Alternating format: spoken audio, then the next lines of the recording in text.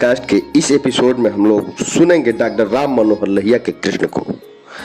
कृष्ण की सभी चीजें दो हैं, दो माँ, दो बाप, दो नगर, दो प्रेमिकाएं, या यूं कहिए अनेक। जो चीज सांसारी अर्थ में बाद की अस्वीकृत या सामाजिक है वो असली से भी श्रेष्ठ और अधिक प्रिय हो गई है। यो कृष्ण देवकी नंदन भी है लेकिन यशोदानंदन अधिक है। ऐसे लोग मिल सकते हैं जो कृष्ण की असली माँ पेट की माँ का नाम न जानते हो, लेकिन बाद वाली दूध वाली यशोदा का नाम न जानने वाला कोई निराला ही होगा। उसी तरह वासुदेव कुछ हारे हुए से है और नंद को असली बाप से कुछ बढ़कर ही रुतबा मिल गया है। द्वारिका और मथुरा की होड़ करना कुछ ठीक नहीं, क्योंकि भूगोल और इतिहास ने मथुरा का साथ दिया है, किंतु यदि कृष्ण की चले तो द्वारिका और द्वारिकाधीश मथुरा और मथुरापति से अधिक प्रिय रहे। मथुरा तो बाल लीला और यौवन क्रीड़ा की दृष्टि से वृंदावन और बरसाना वगैरह अधिक महत्वपूर्ण है। प्रेमिकाओं का प्रश्न जरा उलझा हुआ है। किसकी तुलना की जाए, रुक्मिणी और सत्यभामा की, राधा और रुक्मिणी की, या राधा और द्रौपदी की? प्रेमिका शब्द का अर्थ संकुचित न कर सखा सखोई भाव को लेकर के चलना होगा। अब तो मीरा ने भी होड़ लगानी शुरू की है। जो हो, अभी तो राधा ही बड़भाग्नी है कि तीन लोगों का स्वामी उनके चरणों का दास है। समय का फेर और महाकाल शायद द्रौपदी या मीरा को राधा की जगह तक पहुंचाए, लेकिन इतना संभव नहीं लगता। हर हाल में रुक्मिणी राधा से टक्कर कभी नहीं ले सकेगी। मनुष्य की शारीरिक सीमा उसका चमड़ा और नख है। यह शारीरिक सीमा उसे अपना एक दोस्त, एक माँ, एक बाप, एक दर्शन वगैरह देती है, किंतु मनुष्य हमेशा इस सीमा से बाहर उछलने की कोशिश करता रहता है। मन ही के द्वारा उछल सकता है। कृष्ण उसी तत्व और महान प्रेम का नाम है जो मन को प्रदत्त सीमाओं से उलांघता रहता है, सबसे मिला देता है, किसी से भी अलग नहीं रखता। क्योंकि कृष्ण तो घटनाक्रमों वाली मनुष्य लीला है, केवल सिद्धांत और तत्वों का विवेचन नहीं है। इसलिए उसकी सभी चीजें अपनी और एक की सीमा में न रख करके दो और निरापनी हो गई हो। ये दोनों में ही कृष्ण का तो निरापन है, किंतु लीला के तौर पर अपनी माँ, बीबी और नगरी से पराई बढ़ गई हैं। पराई को अपनी से बढ़ने देना भी तो एक मानी में अपनेपन को खत्म करना है। मथुरा का एकाधिपत्य खत्म करना द्वारिका, लेकिन इस क्रम में द्वारिका अपना श्रेष्ठत्व जैसा कायम कर लेती है। भारतीय साहित्य में माँ है यशोदा और लला है कृष्ण। माँ लाल का इनसे बढ़कर मुझे तो कोई संबंध मालूम नहीं हुआ, किंतु श्रेष्ठत्व तो भर ही तो कायम होता है। मथुरा हटती नहीं और न रुक्मिणी को मगध से जरासंध लेकर के शिशुपाल होती हुई हस्तिनापुर के द्रौपदी और 5 पांडवों तक एक रूपता बनाए रखती है। पर किया स्वकिया से बढ़कर उसे खत्म तो करता नहीं, केवल अपने और पराये की दीवारों को ढहा देता है। लोभ, मोह, ईर्ष्या, भय इत्यादि की चारदीवारी से अपने स्वकीय छुटकारा पा जाता है।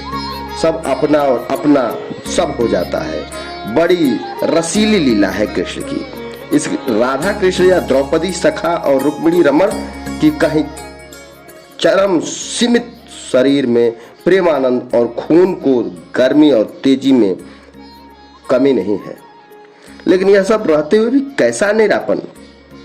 कृष्ण है कौन? गिरधारी, गिरधर, गोपाल। वैसे तो मुरलीधर और चक्रधर भी है, लेकिन कृष्ण का गुहितम रूप तो गिरधर गोपाल में निखरता है। कान्हा को गोवर्धन पर्वत अपनी कानी उंगली पर क्यों उठाना पड़ा था? इसलिए ना कि उसे इंद्र की पूजा बंद करवानी थी और इंद्र का भोग खुद खा गया और भी खाता रहा।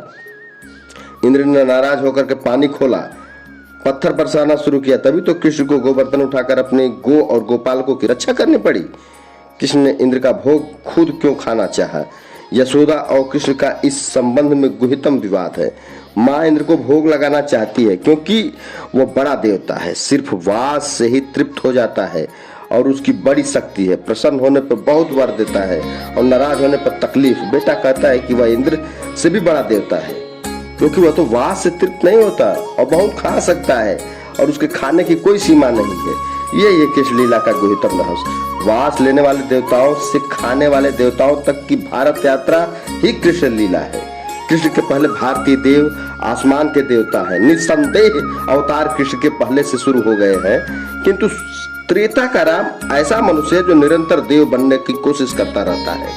इसलिए उसमें आसमान के देवता का अंश कुछ अधिक है। द्वापर का कृष्ण ऐसा देव है जो निरंतर मनुष्य बनने की कोशिश करता रहता है, उसमें उसे संपूर्ण सफलता मिली।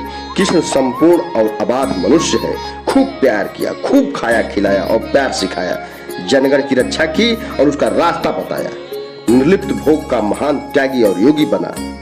इस प्रसंग में यह प्रश्न बेमतलब है कि मनुष्य के लिए, विशेषकर राजकीय मनुष्य के लिए राम का रास्ता सुकर और उचित है या कृष्ण का। मतलब की बात तो यह है कि कृष्ण देव होता हुआ निरंतर मनुष्य बनता रहा। देव और निस्व और असीमित होने के नाते कृष्ण में जो असंभव मनुष्यताएं हैं, जैसे झूठ, धोखा और हत्या, उनकी नकल करने वाले लोग मूर्ख हैं। उसमें कृष्ण का क्या दोष? कृष्ण की संभव और पूर्णता मनुष्यों पर ध्यान देना ही उचित है और एकाग्र ध्यान। कृष्ण ने इंद्र को हराया, वास लेने वाले देवों को भगाया, खाने वाले देवों को प्रतिष्ठित किया, हाड़ खून मांस वाले मनुष्य को देव बनाया, जनगण में भावना जागृत की कि देव को आसमान में मत खोजो, यही अपने बीच पृथ्वी पर खोजो। और पृथ्वी वाला देव खाता है, प्यार करता है, मिलकर रक्षा करता है।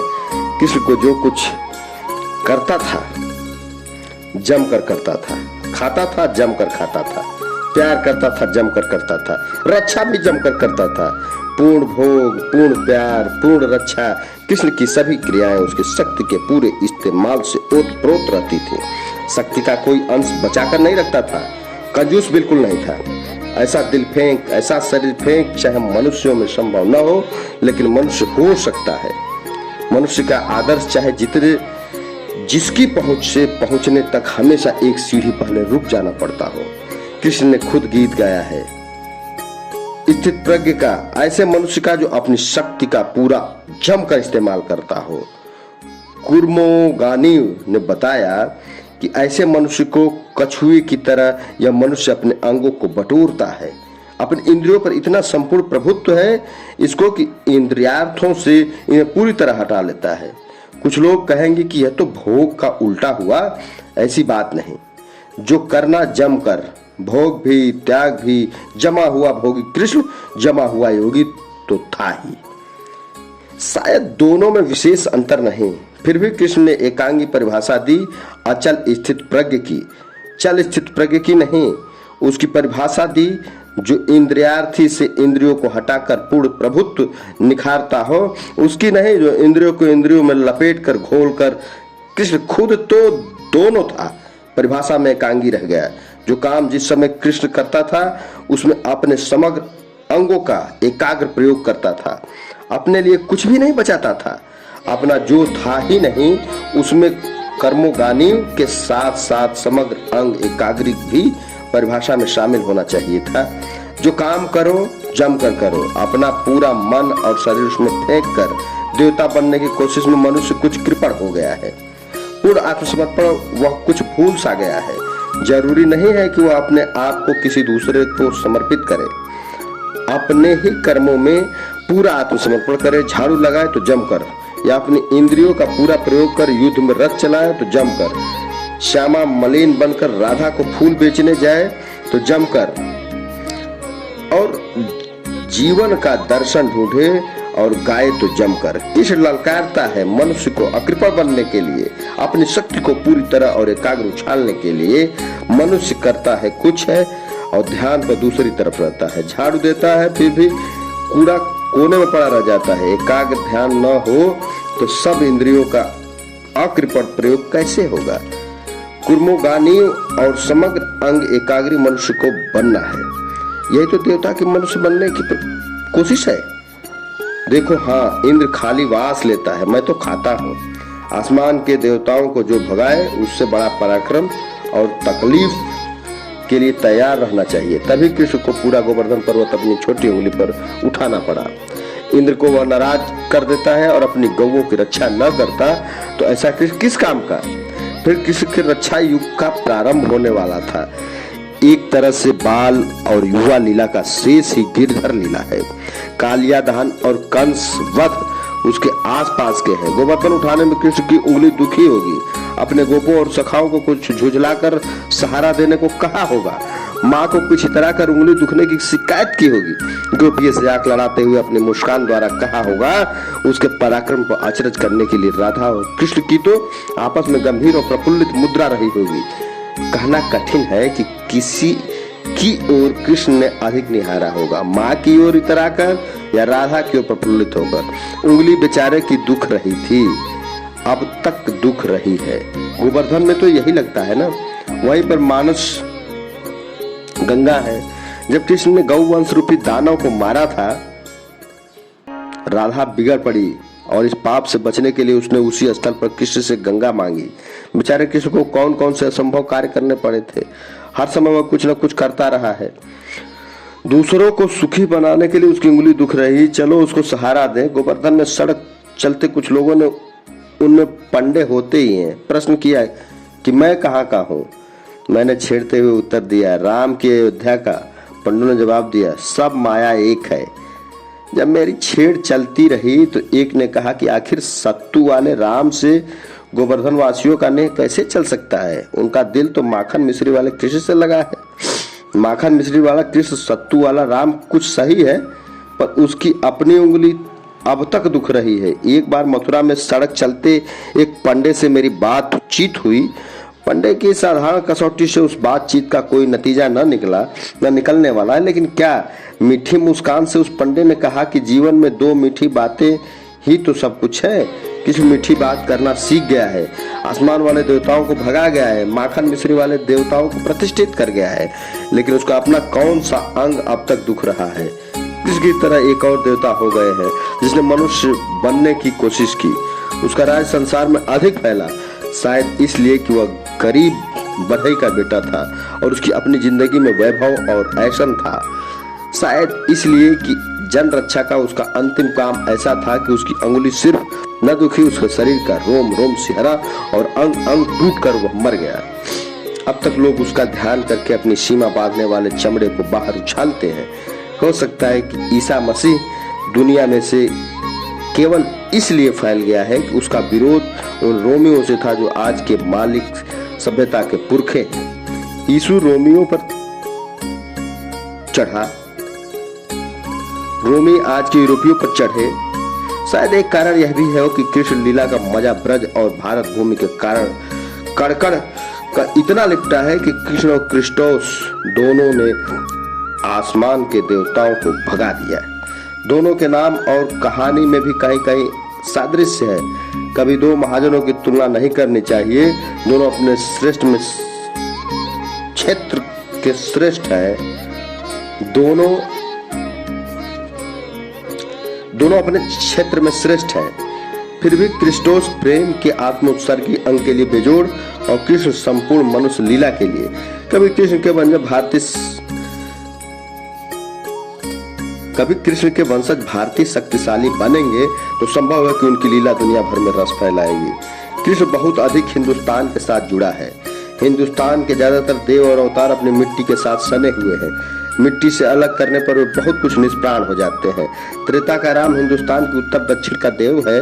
द्वापर का कृष्ण देश की पश्चिम और पूर्व की एकता का देव है। राम उत्तर दक्षिण और कृष्ण पूर्व पश्चिम धुरी पर घूमे। कभी कभी तो ऐसा लगता है कि देश को उत्तर दक्षिण और पूर्व पश्चिम एक करना ही राम और कृष्ण का धर्म था। इन सभी धर्मों की उत्पत्ति राजनीति से है। बिखरे हुए स्वजनों को इकट्ठा करना, कलह मिटाना, सुलह कराना और हो सके तो अपने और सबकी सीमा को ढाहना, साथ साथ जीवन को कुछ ऊंचा उठाना, सदाचार की दृष्टि से और आत्मचिंतन की भी। देश की एकता और समाज के शुद्ध संबंधी कारणों और अवश्य विग्रह का क्रम चला। न जाने कितनी चालाकियों और धूर्तताएं भी हुई। राजनीति का निचोड़ भी सामने आया, ऐसा क्षण कर जैसा और न हुआ। अनेकों ऊंचाइयां भी छुई गई। दिलचस्प किस्से भी खूब हुए। जैसी पूर्व पश्चिम राजनीति जटिल थी, वैसे मनुष्यों के आपसी संबंध भी, खासकर मर्द और औरत के। अर्जुन की मणिपुर वाली चित्रांगदा, भीम की हिडंबा और पांचाली का तो कहना ही क्या। कृष्ण की बुआ कुंती का एक बेटा था अर्जुन, दूसरा कर्ण, और दोनों अलग अलग बापों से थे। और कृष्ण ने अर्जुन को कर्ण का छल वध करने के लिए उकसाया, फिर भी क्यों जीवन का निचोड़ छन कर आया? क्योंकि कृष्ण जैसा निस्व मनुष्य न कभी हुआ और न उसमें बढ़कर तो कभी होना ही नहीं है, संभव ही नहीं है। राम उत्तर दक्षिण एकता का न सिर्फ नायक बना, राजा भी हुआ। कृष्ण तो अपनी मुरली बजाता रहा। महाभारत की नायिका द्रौपदी से महाभारत के नायक कृष्ण ने कभी कुछ लिया नहीं, दिया ही। पूर्व पश्चिम एकता की दो धुरियां स्पष्ट ही कृष्ण काल में थीं, एक पटना गया की मगधपुरी और दूसरी हस्तिनापुर इंद्रप्रस्थ की कुरुप धुरी।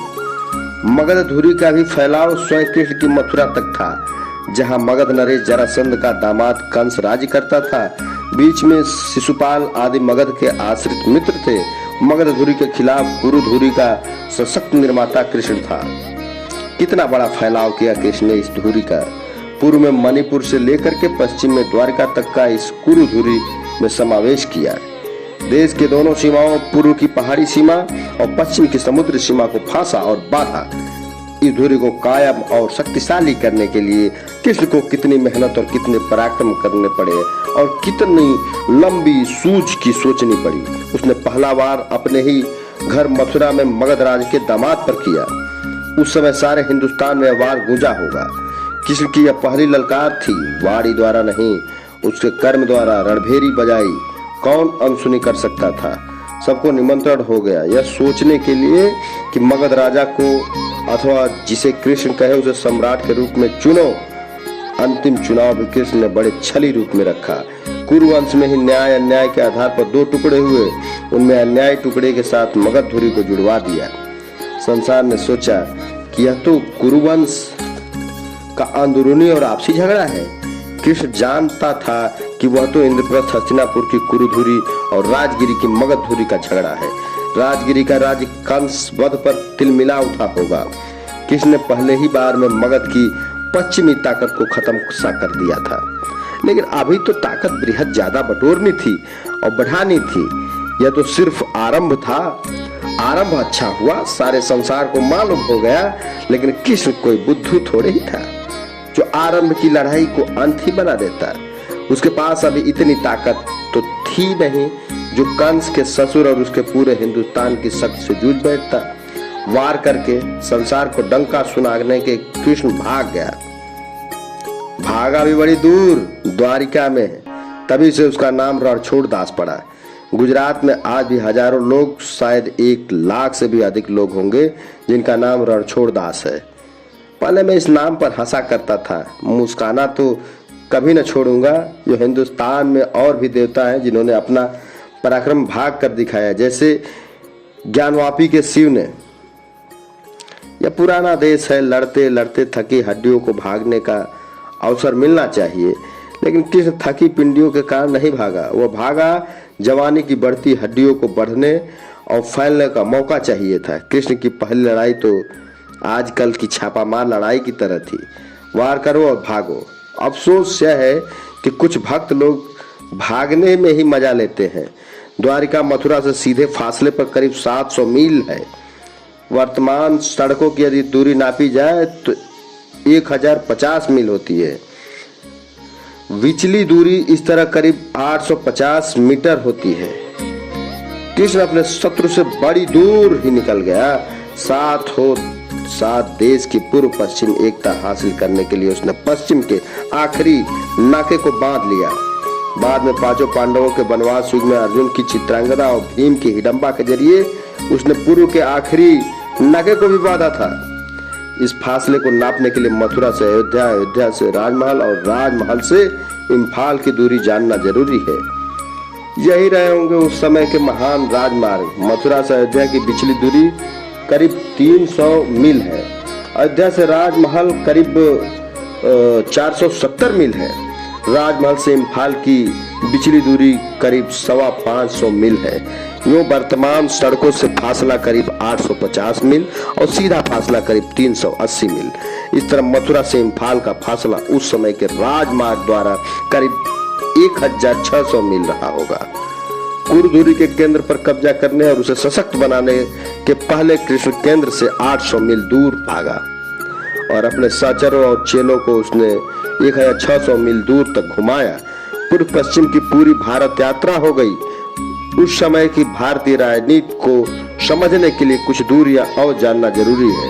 मथुरा से बनारस का फासला करीब 360 मील, मथुरा से पटना करीब 500 मील है। दिल्ली से जो तब इंद्रप्रस्थ थी, मथुरा का फासला करीब 90 मील है। पटना से कलकत्ते का फासला करीब 350 मील है। कलकत्ते से फासले का कोई विशेष तात्पर्य नहीं, सिर्फ इतना ही कलकत्ता भी कुछ समय तक हिंदुस्तान की राजधानी रही है, चाहे गुलाम हिंदुस्तान की। मगधधुरी का पुनर्जन्म एक अर्थ में कलकत्ते में हुआ। जिस तरह कृष्णकाल नाग मगधधुरी के लिए राजगिरी केंद्र है, उसी तरह ऐतिहासिक मगधधुरी के लिए पटना या पाटलिपुत्र केंद्र है, और दोनों का फासला करीब 40 मील है। पटना राजगिरी केंद्र का पुनर्जन्म कलकत्ते में होता है। इसका इतिहास के विद्यार्थी अध्ययन करें, चाहे अध्ययन करते समय संतापपूर्ण विवेचन करें कि यह काम विदेशी तत्वाधान में क्यों हुआ, किसने मगधधुरी का नाश करके कुरुधुरी को क्यों प्रतिष्ठित करना चाहा। इसका एक उत्तर तो साफ है कि भारतीय जनगण का बाहुल्य उस समय उत्तर और पश्चिम में था, जो राजगिरी और पटना से बहुत दूर पड़ जाता था। उसके अलावा मगधधुरी कुछ पुरानी बन चुकी थी, शक्तिशाली तो थी किंतु उसका फैलाव संकुचित था। कुरुधुरी नदी थी और कृष्ण की शक्ति और इसके फैलाव दोनों का ही सर्वशक्ति संपन्न निर्माता था। मगधधुरी को जिस तरह चाहता शायद न मोड़ सकता, कुरुधुरी को अपनी इच्छा के अनुसार मोड़ा और फैला सकता था। सारे देश को बांधना जो था उसे। कृष्ण त्रिकालदर्शी था, उसने देख लिया होगा कि उत्तर पश्चिम में आगे चलकर के यूनानियों, हूणों, पठानों, मुगलों आदि का आक्रमण होंगे। इसलिए भारतीय एकता की धुरी का केंद्र कहीं वहीं रखना चाहिए, जो इन आक्रमणों का सशक्त मुकाबला कर सके। लेकिन त्रिकालदर्शी क्यों न देख पाया कि इन विदेशी आक्रमणों के पहले ही देसी मगधधुरी बदला चुकाएगी और सैकड़ों वर्ष तक भारत पर अपना प्रभुत्व कायम करेगी, और आक्रमण के समय तक कृष्ण की भूमि के नजदीक यानी कन्नौज और उज्जैन तक खिसक चुकी होगी। किंतु अशक्त अवस्था में त्रिकालदर्शी ने देखा शायद यह सब कुछ हो, लेकिन कुछ कर न सका हो। वह हमेशा के लिए अपने देशवासियों को कैसे ज्ञानी और साधु दोनों बनाता। यह तो केवल रास्ता दिखा सकता था, रास्ते में भी शायद त्रुटि थी। त्रिकालदर्शी को यह भी देखना चाहिए था कि उसके रास्ते पर ज्ञानी ही नहीं अनाड़ी भी चलेंगे और वे कितना भारी नुकसान उठाएंगे। राम के रास्ते चलकर भी अनाड़ी का भी अधिक नहीं बिगड़ता, चाहे बनना भी कम होता। अनाड़ी के कुरु पंचाल संधि का क्या किया? कुरुधुरी की आधारशिला थी कुरु पांचाल संधि। आसपास के इन दोनों इलाकों का वज्र समान एका कायम करना था, सो कृष्ण ने उन लीलाओं के द्वारा किया। उसने पंचाली का विवाह 5 पांडवों से कराया। यह पंचाली भी अद्भुत नारी थी, द्रौपदी से बढ़कर भारत की कोई प्रखर मुखी और ज्ञानी नारी नहीं। कैसे कुरुसभा को उत्तर देने के लिए ललकारती कि जो आदमी अपने को हार चुका है, क्या दूसरे को दांव पर रखने की उसमें स्वतंत्र सत्ता है? 5 पांडव और अर्जुन भी उसके सामने फीके थे। यह कृष्णा तो कृष्ण के ही लायक थी। महाभारत का नायक कृष्ण, नायिका कृष्णा और कृष्ण का संबंध भी विश्व साहित्य में बेमिसाल है। दोनों सखा सखी ही क्यों रह रहे हो? कभी कुछ और दोनों में से किसी ने होना चाहा? क्या सखा सखी का संबंध पूर्ण रूप से मन ही का देन था? उसमें कुरुधुरी के निर्माण और फैलाव का अंश था? जो हो, कृष्ण और कृष्णा का यह संबंध राधा और कृष्ण के संबंध से कम नहीं, लेकिन साहित्यकार और भक्तों की नजर इस ओर नहीं पड़ती। हो सकता है कि भारत की संपूर्ण पश्चिम एकता के इस निर्माता को अपनी ही सीख के अनुसार केवल कर्म न कि कर्मफल का अधिकारी होना पड़ा। शायद इसलिए कि यदि वह स्वयं कर्मफल हेतु बन जाता तो इतना अनहोना निर्माता हो कि नहीं सकता था। उसने कभी लालच न कि अपनी मथुरा को ही धुरी केंद्र बनाए। उसके लिए दूसरों का इंद्रप्रस्थ और हस्तिनापुर हो अच्छा रहा। उसी तरह कृष्णा को भी सखी रूप में रखा, जिसे संसार अपनी कहता है वैसी न बनाया। कौन जाने कृष्ण के लिए यह सहज था या उसमें भी उसका दिल दुखा होगा। कृष्णा अपने नाम के अनुरूप सांवली थी, महान सुंदरी रही होगी। उसकी बुद्धि का तेज उसकी चकित हरिणी आंखों में चमकता रहा होगा। गोरी की अपेक्षा सुंदर सांवली नखशिख और अंग में अधिक सुडौल होती है। राधा गोरी रही होगी। बालक और युवक कृष्ण राधा में एक रस्ता रहा। और कृष्ण के मन पर कृष्णा छाई रही होगी। राधा और कृष्णा तो एक थे ही। कृष्ण की संतानें कब तक उसकी भूल दोहराती रहेंगी। बेखबर जवानी में गोरी से उलझना और अधेड़ अवस्था में श्यामा को निहारना। कृष्ण कृष्णा संबंध में और कुछ हो न हो, भारतीय मर्दों को श्यामा की तुलना में गोरी के प्रति अपने पक्षपात पर मनन करना चाहिए। रामायण की नायिका गोरी है, महाभारत की नायिका कृष्णा है। गोरी की अपेक्षा सांवली अधिक अजीब है। जो भी हो, इसी कृष्ण कृष्णा संबंध का अनाड़ी हाथों फिर पुनर्जन्म हुआ। न रहा उसमें कर्मफल और कर्मफल हेतु त्याग। कृष्णा पंचाल यानी कन्नौज के इलाके की थी, संयुक्ता भी थी। धुरी के नृप्रस्थ का अनाड़ी राजा पृथ्वीराज अपने पुरखे कृष्ण के रास्ते न चल सका। जिस पंचाली द्रौपदी के जरिए कुरुधुरी को आधारशिला रखी गई थी, उसी पंचाली संयुक्ता के जरिए दिल्ली कन्नौज की होड़ जो विदेशियों के सफल आक्रमणों का कारण बना। कभी कभी लगता है कि व्यक्ति का तो नहीं, लेकिन इतिहास का पुनर्जन्म होता है। कभी फीका, कभी रंगीला। कहाँ द्रौपदी और कहाँ संयुक्ता, कहाँ कृष्ण और कहाँ पृथ्वीराज। फीका और मारात्मक पुनर्जन्म, लेकिन पुनर्जन्म तो है ही। कृष्ण की कुरुधुरी और भी रहस्य रहे होंगे। साफ है कि राम आदर्शवादी, एक रूप, एक तत्व का निर्माता और प्रतीक था। उसी तरह जरासंध भौतिकवादी, एक तत्व का निर्माता था। आजकल कुछ लोग कृष्ण और जरासंध युद्ध को आदर्शवाद भौतिकवाद युद्ध मानने लगे हैं। यह सही जचता है, किंतु है अधूरा विवेचन। जरासंध भौतिकवादी, एक रूप, एक तत्व का इच्छुक था। बाद के मगधीय, मौर्य और गुप्त राज्यों में कुछ हद तक इसी भौतिकतावादी एक रूप एक तत्व का प्रादुर्भाव हुआ और उसी के अनुरूप बौद्ध धर्म का। कृष्ण आदर्शवादी बहुरूप एक तत्व का निर्माता था। जहां तक मुझे मालूम है, अभी तक भारत का निर्माण भौतिकवादी बहुरूप एक तत्व के आधार पर कभी नहीं हुआ। चीर चमत्कार तो तब होगा जब आदर्शवाद और भौतिकवाद के मिले जुले बहुरूप एकत्व के आधार पर भारत का निर्माण होगा। अभी तक तो कृष्ण का प्रयोग ही सर्वाधिक माननीय मालूम होता है। चाहे अनुकरणीय राम का एक रूप एक तत्व हो, कृष्ण की बहुरूपता में वह त्रिकाल जीवन है जो औरों में नहीं। कृष्ण यादव शिरोमणि था, केवल क्षत्रिय राजा ही नहीं, शायद क्षत्रिय उतना नहीं था जितना अहिर। अभी तो अहिरिन राधा की जगह अडिग है। छत्राड़ी द्रौपदी उसे हटा नहीं पाई। विराट विश्व और त्रिकाल के उपयुक्त कृष्ण बहुरूप था। राम और जरासंध एक रूप थे। चाहे आदर्शवादी एक रूपता में केंद्रीकरण और क्रूरता कम हो, लेकिन कुछ न कुछ केंद्रीकरण था। शायद क्रूरता भी। बेचारे कृष्ण ने इतनी निस्वार्थ मेहनत की, लेकिन जन मन में राम ही आगे रहा। सिर्फ बंगाल में ही मुर्दे बोल हरि हरि बोल के उच्चारण से अपना आखिरी यात्रा पर निकले जाते हैं। नहीं तो कुछ दक्षिण को छोड़ करके सारे भारत में हिंदू मुर्दे राम नाम सत्य है के ही साथ ले जाए जाते हैं। बंगाल के इतना तो नहीं, फिर भी उड़ीसा और असम में कृष्ण का स्थान अच्छा है। कहना मुश्किल है कि राम और कृष्ण में कौन 19 और कौन 20 है। इससे आश्चर्य की बात है कि स्वयं ब्रज के चारों ओर भूमि के लोग भी वहां एक दूसरे को जय राम जी से नमस्ते करते हैं। सड़क चलते अनजान लोगों को भी यह जय राम जी बड़ा मीठा लगता है। शायद यह कारण यह भी होगा कि राम त्रेता के मठे शांत और संस्कृत युग का देव है। कृष्ण पके जटिल, सीखे और प्रखर बुद्धि का देव है। राम गम्य है, कृष्ण अगम्य है। कृष्ण ने इतनी अधिक मेहनत की कि उसके वंशज उसे अपना अंतिम आदर्श बनाने से घबराते हैं। यदि बनाते भी हैं तो उसे मित्र भेद और कूटनीति की नकल करते हैं। उसका अथर निस्व उसके लिए असाध्य रहता है। इसलिए कृष्ण हिंदुस्तान में कर्म का देव न बन सका। कृष्ण ने कर्म के राम से ज्यादा किए हैं। कितने संधि और विग्रह और प्रदेशों के आपसी संबंधों के धागे उसे लिपटने पड़े थे।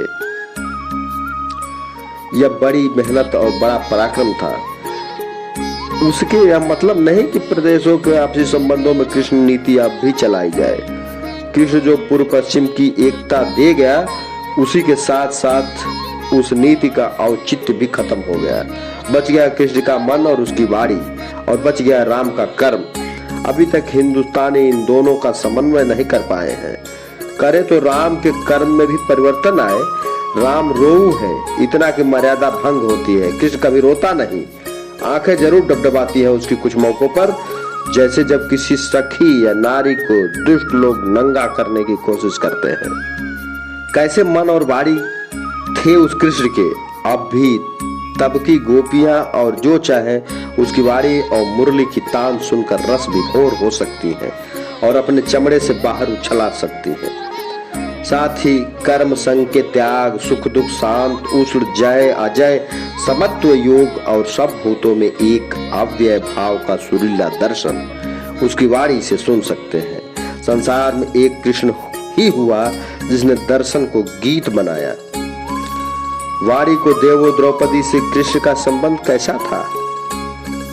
क्या सखा सखी का संबंध स्वयं एक अंतिम सीढ़ी और असीम मैदान है, जिसके बाद और किसी सीढ़ी और मैदान की जरूरत नहीं? कृष्ण छलिया जरूर था, लेकिन कृष्णा से उसने कभी छल न किया। शायद वचनबद्ध था, इसलिए जब कभी कृष्णा ने उसे याद किया वह आया। स्त्री पुरुष की किसलय मित्रता को आजकल के वैज्ञानिक अवरुद्ध रसिकता के नाम से पुकारते हैं। यह अवरोध सामाजिक या मन के आंतरिक कारणों से हो सकता है। पांचों पांडव कृष्ण के भाई थे और द्रौपदी कुरु पांचाल संधि की आधारशिला थी। अवरोध के सभी कारण मौजूद थे, फिर भी हो सकता है कि कृष्ण को अपनी चित्त वृत्तियों का कभी निरोध न करना पड़ा हो। यह उसके लिए सहज और अंतिम संबंध था, ठीक उतना ही सहज और अंतिम और रसमय जैसा राधा से प्रेम का संबंध था। अगर यह सही है तो कृष्ण कृष्णा के सखा सखी संबंध का ब्यौरा दुनिया में विख्यात होना चाहिए, और तफसील से, जिससे पुरुष स्त्री संबंध का एक नया कमरा खुल सके। अगर राधा की छटा कृष्ण पर हमेशा छाई रहती है तो कृष्ण की छटा भी उसी तरह छाई रहती है। अगर राधा की छटा निराली है तो कृष्णा की छटा भी।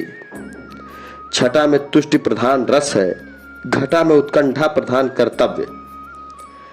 राधा रस तो निराला है, राधा कृष्ण एक है। राधा कृष्ण का स्त्री का जिक्र बहुत पुराना नहीं है, क्योंकि सबसे पहली बार पुराण में आता है अनुराधा के नाम से।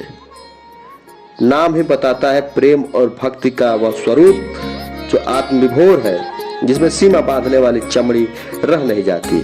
आधुनिक समय में मीरा ने भी उस आत्मविभोरता को पीने की कोशिश की।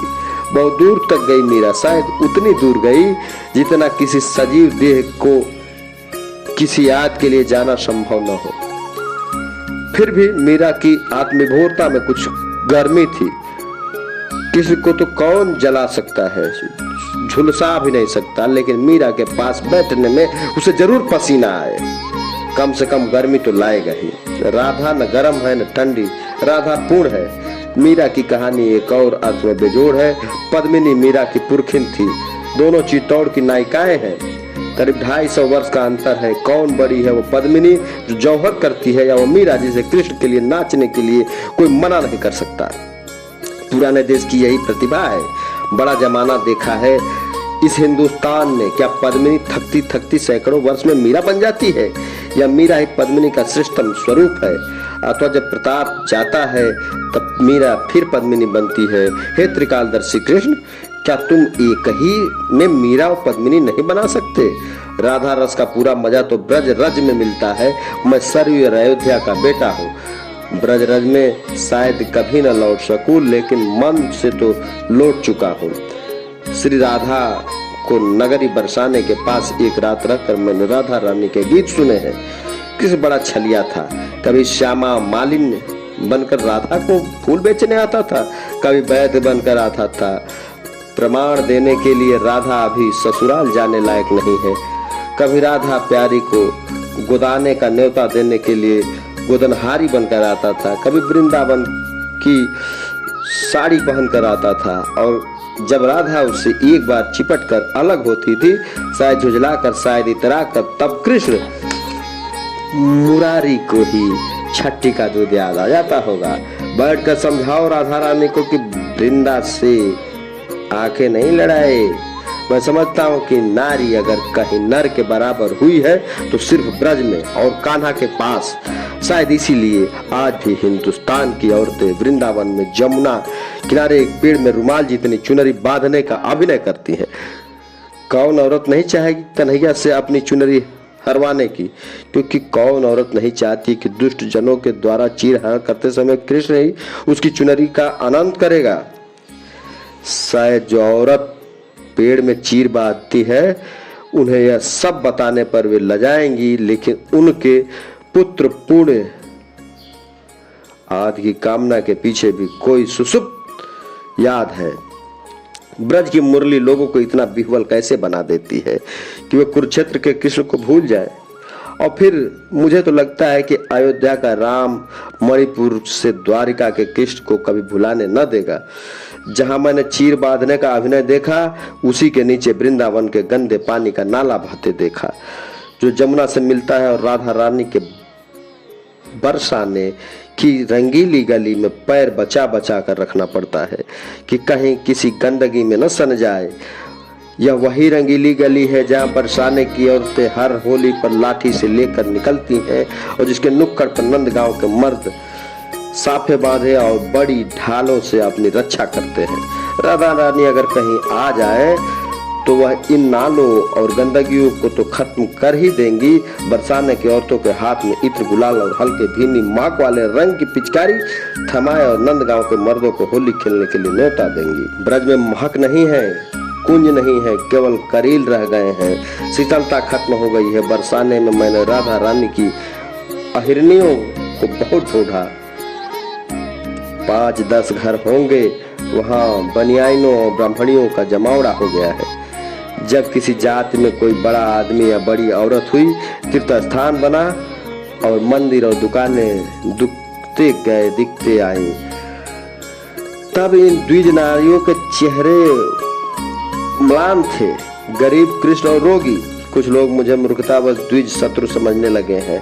मैं तो द्विज मित्र हूँ, इसलिए देख रहा हूँ कि राधा रानी की गोपियां, मल्लाहिनियां और चमाइनों को हटाकर द्विज नारियों ने भी अपनी कांति खो दी है।